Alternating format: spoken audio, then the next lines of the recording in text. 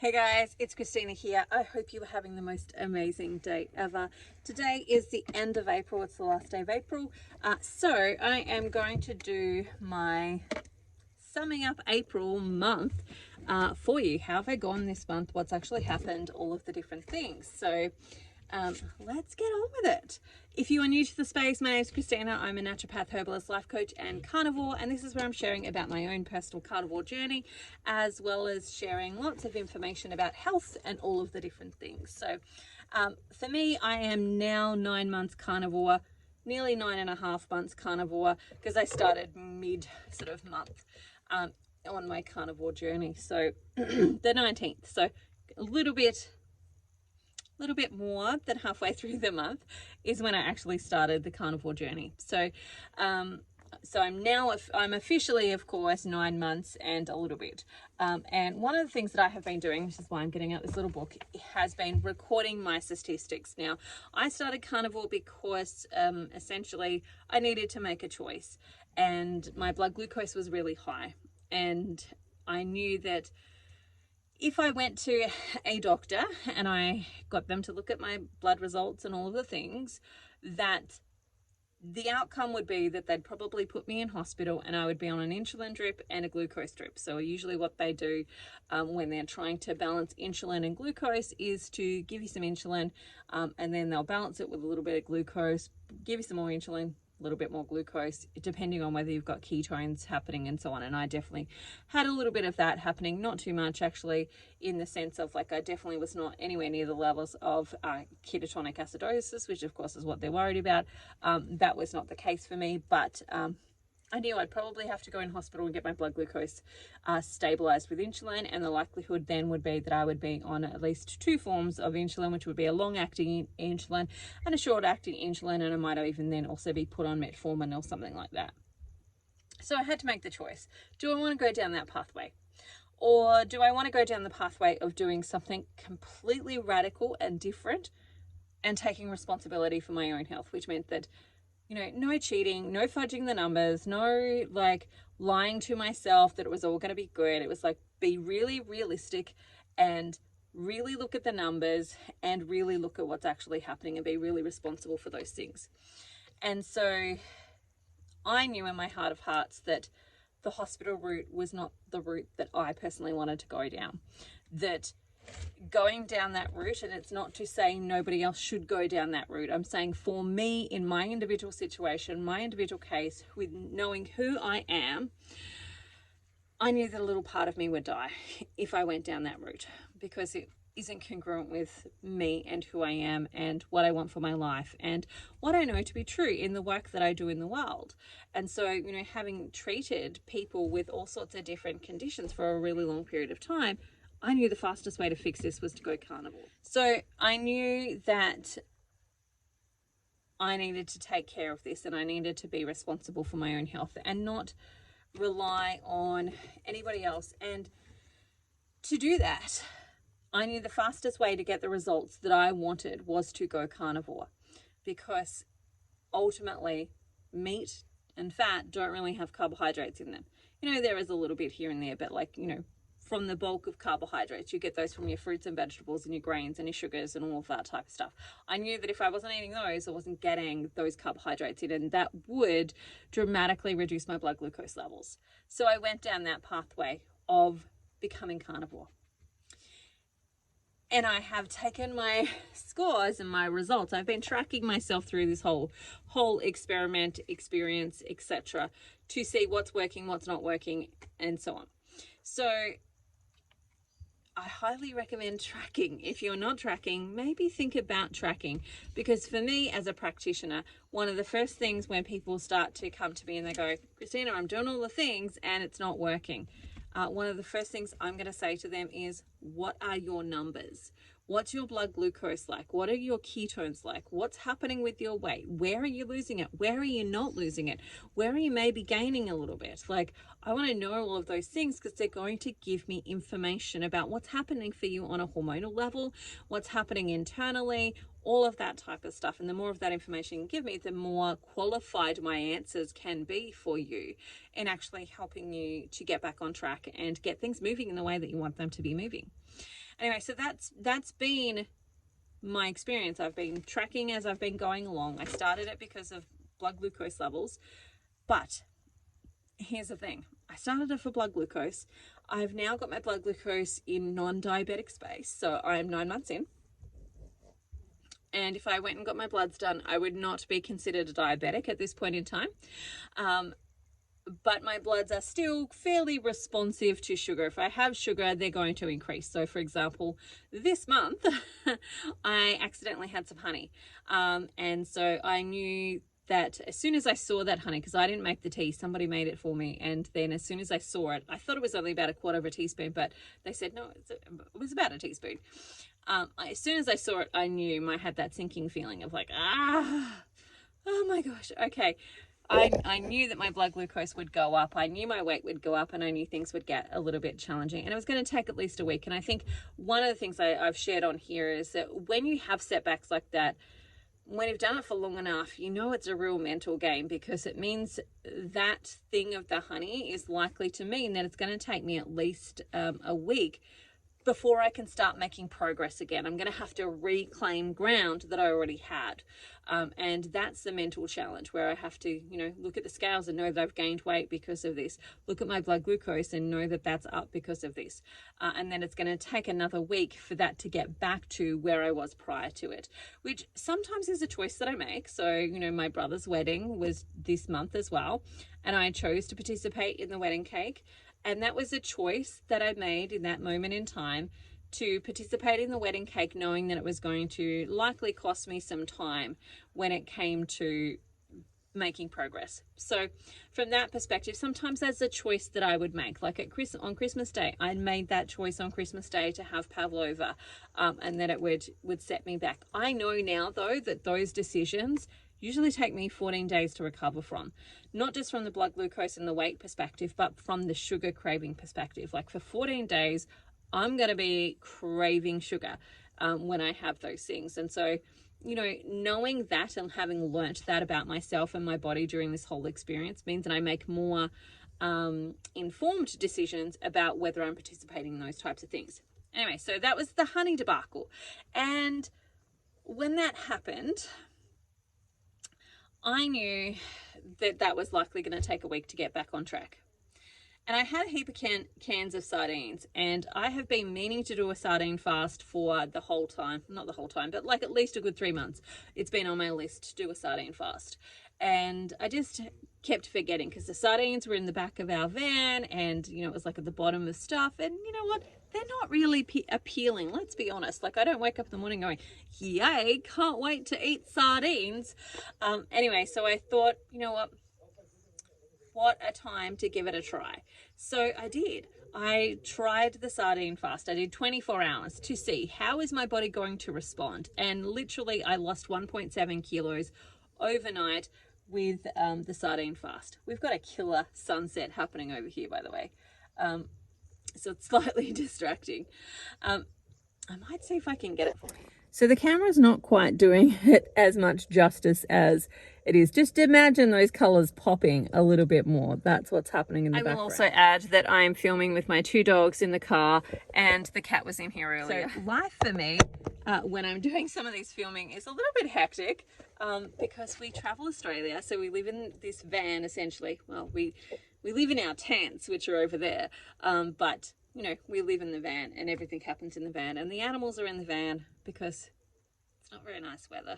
It's been raining a lot, so everything's happening in the van. So when you're hearing background noise and all of the things, it's because I've got 7 kids, we travel Australia, I've got 2 dogs and a cat, and everything is happening. Anyway, so sardine fast, I've had that on my list to do for a long time. And this time I just went, I'm just going to see. And so I prepared. I got somebody to grab the sardines out for me. I had them in the kitchen ready to go, because part of the thing is that I remember that I wanted to do this sardine fast like after breakfast. And then I was like, crud, I wanted to do that sardine fast. And by that time I figured it was too late because I'd already eaten something else. Anyway, so I prepared, I had the sardines ready, and I lost 1.7 kilos overnight, and I was like, whoa, this is impactful. But not only that, my blood glucose was in the 4s in the morning. And that for me is like very rare. I've not gotten a lot of 4s in the morning. Like I've been sitting on the 5s, but not in the 4s. And so that for me was like, there's something to this. And so what I then did was wait a couple of days, because it was Easter and all of the things. And we had Easter bunny for Easter. Sorry, we actually we're at a friend's house, and we slaughtered and harvested some rabbits and ate those for Easter. not chocolates, but actual Easter, actual rabbits. Anyway, I'm sidetracking. After that, I then went, you know what? I'm gonna try and see if I can do 72 hours. Now, I didn't start it with the intention of I have to do 72 hours. I started it with the intention of I'm going to do another 24-hour fast. And before I finish, I'm going to check in to see, could I do another day? And I did. And then by the time I was like 2 days in, I was like, well, there's no way that I'm giving up now. I'm going to do the full 72 hours. And so I did my first 72-hour fast. And again, the results were amazing for me. And so, you know, looking at my blood glucose, which is why I've got my little book out, looking at my blood glucose, like the first day of the sardine fast, my blood glucose was 5.0, then it was 4.8, and then it was 4.1 with ketones of a 1.3, which, you know, in the Dr. Boz ratio, that gave me about a 56, and I haven't done the math on what that would be in the GKI index, which I should definitely do because it's a little bit easier. And so that for me was great. And then seeing that those results meant that I got to my lowest ever recorded adult weight, in the sense of there was one other time when I have lost, that I know of, where I've recorded that weight, that I know of, that I was a little bit lighter. And that was after I came home from life support, and my muscles had wasted quite a lot during that period of time because I'd been on bed rest in the hospital for a month, barely moving around and walking and so on. So I lost a lot of muscle tone. During that period of time, I'd lost a lot of weight because I was only on liquids, and some jelly and so on. I had no desire to eat, and I just couldn't stomach eating. And it was hard enough for me to swallow the pills that they gave me that sometimes I actually had to get them to put it in my IV drip because I was like, there's no way I can't swallow that. It's just not going to happen. And so that was the time when I was the absolute lightest that I remember as a recorded weight as an adult. So other than that, which I'm not counting because I'm like, I don't want to go on life support to actually get to that weight. So I will definitely, like, when I surpass that weight, I'll be like, hooly dooly. See, you don't need to be on life support to get there and to hit those goals. But other than that, this has been my lowest recorded weight that I have ever weighed as an adult, where I've actually got a record of it. I know how much it was. It's in my MyFitnessPal, all of that type of stuff.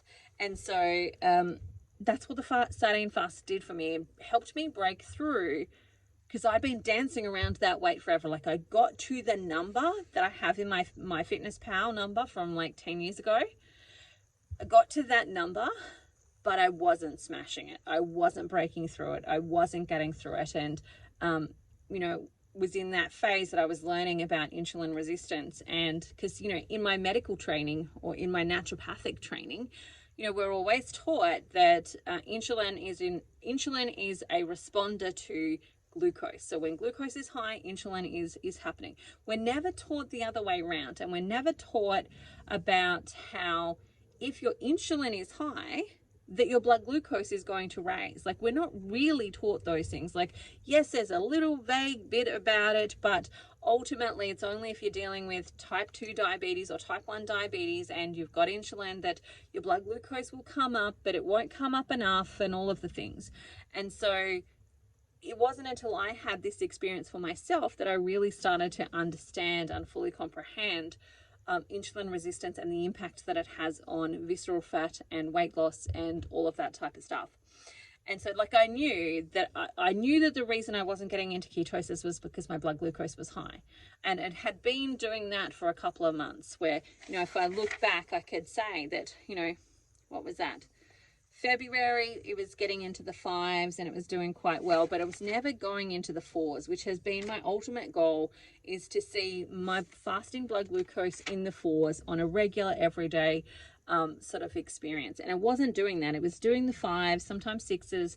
If I was stressed, it was a 7, and so on, but regularly more around that 5-ish number, but never really the 4s.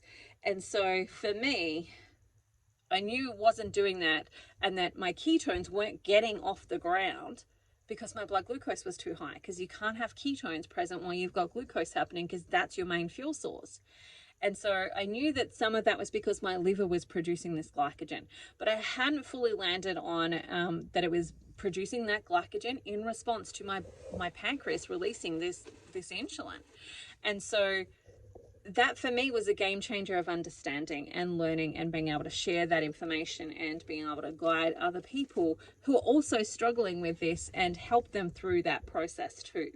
So this month saw me do that sardine fast, the 24-hour one, the 72-hour one, and actually smashing some of those numbers that I had been sort of dancing around for quite some time, which was fantastic. So ultimately this month in total, so I had some gaining from the honey. I gained a little bit from the cake that I had for my brother's wedding. But in total this month, I lost 1.8 kilos. I haven't done the math for you for pounds, but basically times that by like 2.2. And that will give you pounds. So it's probably about 4 pounds. Waist wise, I've lost 1 centimeter this month. Hips wise, I've lost 4 centimeters this month. Thighs, 1 centimeter. Arms, 0. And chest, 5. I did a little face about the arms because my measuring tape thing broke. Like I used to have this amazing measuring tape where you would like put it on and then link it up, and then you just press the button and it helps you find the number. You don't have to try and hold it. Measuring your arms when you're doing it by yourself is actually really hard when you've just got a measuring tape and you don't have one of those, you know, measuring tapes. And if you see one, I'm going to actually link one into my Amazon stuff, because I need to buy one, and I think it's my favorite one for everybody else that wants to use it as well. So in total, I've lost, you know, what is that? 11 centimeters in total off of my body overall for this month. For the month of April, I've lost 11 centimeters, which is, oh my God, holy dooly, amazing. And of course, I've mentioned before, this top, it does do up. I just don't wear it done up because it's kind of see-through anyway. But this is a size 16. You guys, like, it's called a relaxed 16. I don't care. It says size 16. I haven't bought a size 16 in like forever. High school was like the last time that I remember actually buying a size 16. And it was from Target, and it was like, you know, every time, I don't know if any of you had this experience, but growing up, like, I was always in the upper levels of the ladies' clothing sizes, and I'd move to a size and then I was too big for Target clothes. And then they'd just expand their clothes, like they might go from the 14, which is what they were kind of finished at. And then I was a 16. So then they went to the 16. By the time they moved to adding 16 to their numbers, I was an 18. And so I always missed out on the Target stuff for quite some time when I was growing up. Anyway, those are my numbers for the month of April. Now, what I do want to say is, coming into May, we have a birthday on the 22nd of May. And so the 21st, my daughter's there, she's just grabbing the dog. She's telling me, no, that's not my birthday. On the 21st of May is her birthday. So I've decided that I'll wait to do the insulin resistance challenge until after that birthday. And I'm going to start it on the 22nd, which is a Monday, which is why I said, we've got a birthday on the 22nd. It's not, it's the 21st. But the 22nd is when I am kicking off the insulin resistance 90-day challenge. Now, I thought, you know what an amazing thing to do for the last 3 months of my 12 months. So for example, at the end of that 90 days, I'm going to, well, actually a little bit before the end of that 90 days, I will have reached my 1 year anniversary on carnivore. And so I'm going to end this year on carnivore, and I'm not finishing, by the way, of carnivore, but it'll be the end of this first birthday on carnivore, which is kind of like a milestone that I'm super excited to get to. I'm going to end it by doing the 90-day fasting challenge. Now, here's a little quick snippet of what's going to be in that challenge. Now, we're going to do a little bit of feasting and a little bit of eating fasting. Now, it's because it's designed for insulin resistance that we're actually going to be doing a little bit of feasting and fasting, but the fasting is not starving yourself completely. So the goal is to be able to get ourselves into ketosis, maintain ketosis, and then be able to do maybe some of those water fasts. Now, or intermittent fasting. Now, that doesn't mean that you have to do the water fast. So if you're coming to join me for this challenge, I'm going to give you some options. Now, those options are, of course, going to be the sardine fast. They're going to be butter fasting. There'll be fat fasting. There will be beef and butter fasting. And there will be water fasting. So you get to choose, and I will give you the parameters of what choice to actually make for you. So, for example, if you are like me, sorry, there is a mozzie that got in. If you are like me and have insulin resistance, water fasting is not going to help you. It's not going to help you because your body's not tapping into your fat stores, it's tapping into your muscle. And so it's not getting into ketosis because it's using your muscle as a fuel source, turning that into glycogen versus actually using your fat stores. And so water fasting off the bat is not going to be helpful for you. But what will be helpful for you is some of these eating fasts. And you can try all of them and see which one works best for you. You can try just one of them and see which one works, and just use that one. If you know that one's working for you, there's no need to change it unless you really hate it. So essentially what it will be is like that first week, we're going to do a little bit of learning about why our body is doing this, what's actually happening. So every week there's going to be a lesson group session, and then there's going to be a challenge for the week. So it's 12 weeks. That first week is going to be, we really need to fill up our nutritional stores. So I'm going to be encouraging you to eat lots of fat for that week. And then the next week is going to be one challenge, which might be a 24-hour eating fast. And you can choose from the variety that I'm going to give you to choose from. Then the next week will be a 42-hour or a 36-hour, 42. I'm still playing with all of the details, but it will be, we're going to expand and stretch our fasting a little bit. And then the next week we'll do that 72-hour fast of an eating fast. And then the next week we're going to look at doing some alternate day fasting and feasting. And then the next week we're going to try some other things and some new things. So we're going to do that for a total of 90 days. And that will take us 3 months to complete.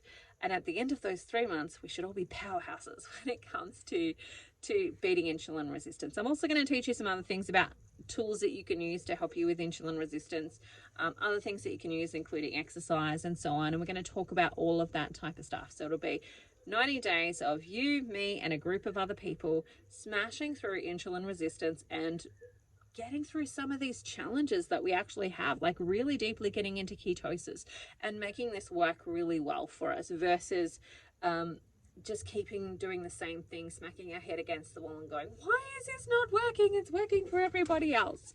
And so that's what that is. That's what I'm going to be doing for the next 3 months. I'll, of course, be reporting about how I go with that progress here on this channel. So make sure you like and subscribe to follow along for that journey. If you would like to join me for that challenge, put a comment below and I will actually send you the link, or I'll put the link in there so that you can actually come and join me for that. There is a payment plan, there's a pay in full, all of the things, but there's going to be a Voxer group so that you can jump in there and tell us how we're going, and I certainly will be using that to actually talk about you know, my challenges, like, you know, when I got to day 2 of the sardine fast, there was a point at which where it was my son's birthday and he had a really nice steak. And I was like, oh my God, I don't want to eat sardines. I want to be eating the steak and the things. And I still had another 24 hours and something to go at that point.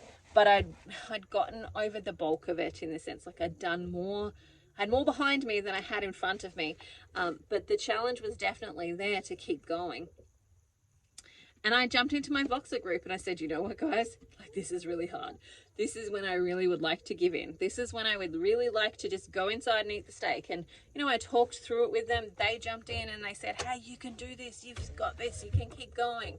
And that was really super duper helpful.